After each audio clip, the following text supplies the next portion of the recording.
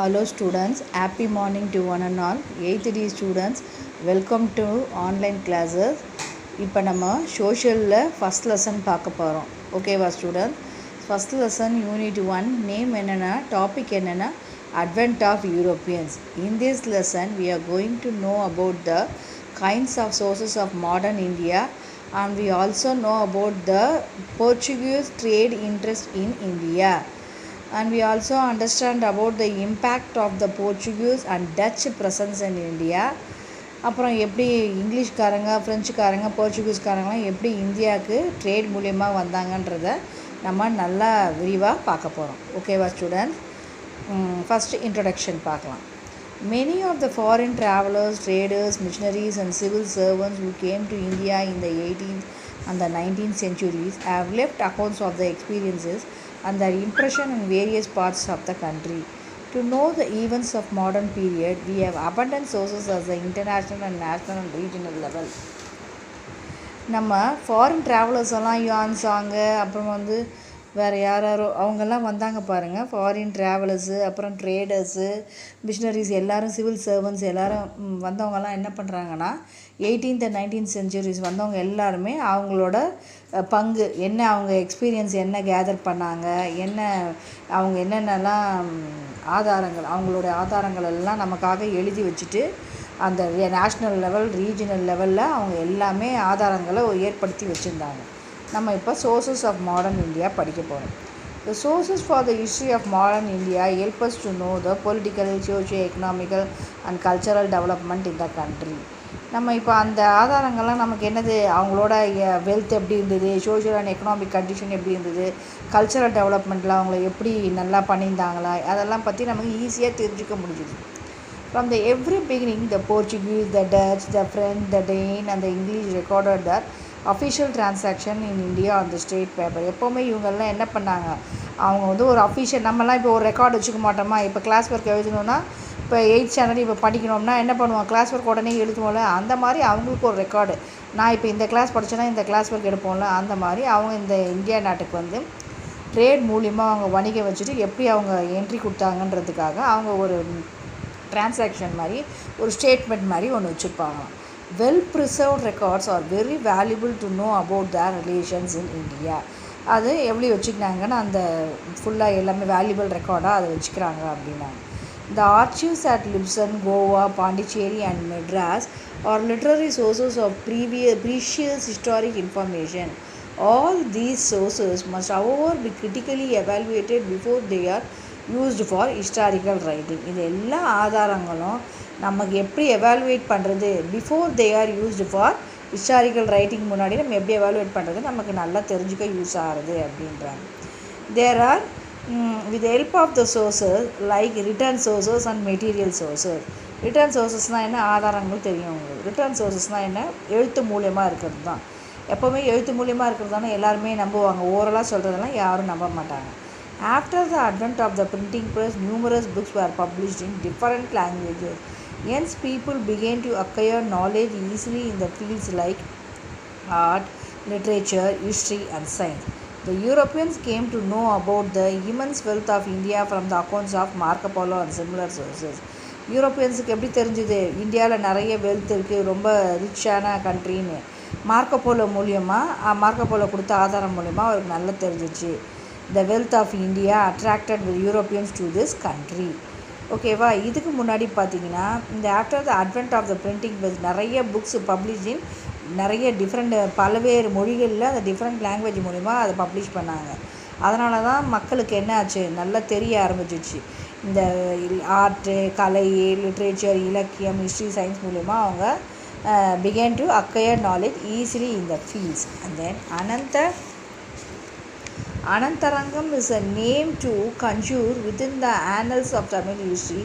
He was a Dubaj translate பண்ணுவாங்கள்ல, in Pondicherry to assist French trade in India. He recorded the events that took place in French India. His diaries contain the daily events from 1736 to 1760, which are the only written secular record available during that period. His diaries reveal his profound capacity for political judgment and is a most valuable sources of history. Written sources include literature, travel account, diary, autobiography, pamphlet, government documents and manuscripts. இதெல்லாம் return சோர்ஸஸோடைய ஆதாரங்கள். மொத்தம் return கையால் எழுதுனாங்கள அந்த return சோர்ஸஸோட ஆதாரங்கள் எல்லாமே. Travel என்னென்ன எங்கெங்கே travel பண்ணாங்க, டைரி, அவங்களோட ஆட்டோபயோகிராஃபி, பேம்ப்ளெட்ஸ் மூலியமாக, அண்ட் தென் கவர்மெண்ட் டாக்குமெண்ட். இவர் வந்து வாஸ் எ டிரான்ஸ்லேட்டர். இவர் வந்து எல்லாமே ரெக்கார்ட் பண்ணி வச்சுப்பார். ரெக்கார்டட் தட் ஈவெண்ட்ஸ் என்னென்ன ஃப்ரெஞ்ச் இந்தியாவில் என்னென்னலாம் ஈவெண்ட் நடந்ததோ அதெல்லாம் நம்ம எப்படி இப்போ நம்ம ஒரு ஸ்கூல் ஃபங்க்ஷன் நடந்ததுன்னா எல்லாத்தையும் நம்ம ஒரு இது போடுவோம்ல, என்ன பண்ணுவோம், ஒரு புக்கு மாதிரி போட்டு பண்ணுவோம்ல, அந்த மாதிரி வச்சுப்பாரான் அவர். ஓகேவா? ஆர்ச்சிவ்ஸ்னால் காப்பகங்கள்னு அர்த்தம். This is the place where historical documents are preserved. The National Archives of India NAI is located in New Delhi. இது லொக்கேட் ஆகிருக்கு. It is the chief storehouse of the records of the Government of India. It has main source of information for understanding past administrative machinery as well as guide to the present and future related to all the matters. It contains authentic evidence for knowing the political, social, economic, cultural and scientific life and activities of the people of India. It is one of the largest archives in India. இது located in New Delhi தான் one of the largest archives in Asia. இது என்னென்ன contain பண்ணியிருக்கு? authentic evidence for knowing the political, social, economic, cultural and scientific life and also the activities, என்னென்ன activities of the people in India எல்லாமே இதில் அடங்கியிருக்கு அப்படின்றாங்க.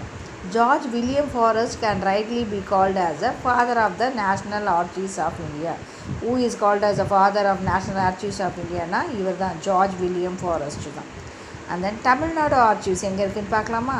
The Madras Record Office, presently known as Tamil Nadu Archives TNA, is located in சென்னையில் அது இருக்குது. It is one of the oldest and largest document repositories in southern India. The most of the records in the Tamil Nadu Archives are in Englishல தான் அது எழுதப்பட்டிருக்கு அப்படின்றாங்க, தமிழில் கிடையாது அப்படின்றாங்க. The collection includes series of administrative records in Dutch, Danish, Persian and Marathi. Few documents are in French, Portuguese, Tamil and Urdu. இங்கிலீஷில் French, Portuguese, Tamil and உருதுவில் கொஞ்சமான டாக்குமெண்ட்ஸ் தான் இந்த மாதிரி லாங்குவேஜில் இருக்குன்றாங்க. அண்ட் தென் தமிழ்நாடு ஆர்ச்சிவ்ஸ் பார்த்திங்கன்னா இதுதான் தமிழ்நாடு ஆர்ச்சிவ்ஸ். நம்ம இப்போ கூட போய் பார்க்கலாம். Tamil Nadu archives has 1642 volumes of Dutch records which related to Cochin and Coromandel coast. These records cover the period from 1657 to 1845. The Danian records cover the period from 1777 to 1845. Dodwell prepared with a great effort and the first issue of Calendar of Madras Record was published in 1917. He was highly interested in the encouraging historical researches.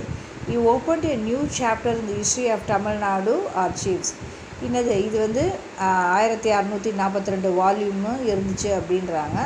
அது எது மூலிமா related to Cochin to Coromandel coast வரையும் அது ஃபுல்லாக எல்லா டீட்டெயில்ஸும் அதில் பார்க்கலாம் அப்படின்றாங்க. இந்த ரெக்கார்ட் வந்து 1657லேருந்து 1845 வரையும் ரெக்கார்ட் ஃபுல்லாக கவர் ஆகிருக்கும். இந்த இயரில் இந்த இயர் வரையும் கவர் ஆகிருக்கோன்றாங்க. அண்ட் தென் டாட்வில் தான் ஃபுல்லாக நிறைய எஃபர்ட் போட்டு இந்த first issue of the calendar இந்த Madras record was published in 1917 சொல்கிறாங்க. இவர் வந்து ரொம்ப இன்ட்ரெஸ்டட் இந்த ஹிஸ்டாரிக்கல் ரிசர்ச்சில் ரொம்ப இன்ட்ரெஸ்டாக இருப்பார் டாட்வெல் அப்படின்றாங்க. மெட்டீரியல் சோர்ஸ் இந்த டேவிட் ஃபோர்ட் வந்து சென்ட் டேவிட் ஃபோர்ட் கடலூரில் இருக்குது. Many paintings and statues are the main sources of modern Indian history. They give us a lot of information on the achievement of national leaders and historical personalities. Historical buildings like St. Francis Church at Cochin, St. Louis Fort at Pondicherry, St. George Fort in Madras, St. David Fort in Cuddalore, India Gate, Parliament House, President House in Delhi, etc. are different styles and techniques of Indian architecture. Other objects and material of religious, cultural and historical values are collected preserved in museums.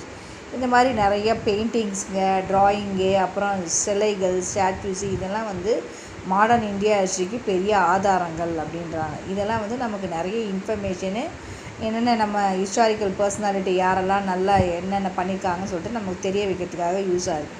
Send Francis search கொச்சினில் இருக்கிறது, அப்புறம் fort Lewis fort கோட்டை பாண்டிச்சேரியில் இருக்கிறது, send George fort மெட்ராஸில் இருக்கிறது, David fort Cuddalore இருக்கிறது. இதெல்லாம் ஒரு எக்ஸாம்பிள் நமக்கு அப்படின்றாங்க. இதுவும் இல்லாத மியூசியத்துலேயும் நிறைய ஹிஸ்டாரிக்கல் வேல்யூஸு கல்ச்சரல் பற்றியெல்லாம் நிறைய இருக்குது அப்படின்னு சொல்கிறாங்க. These museum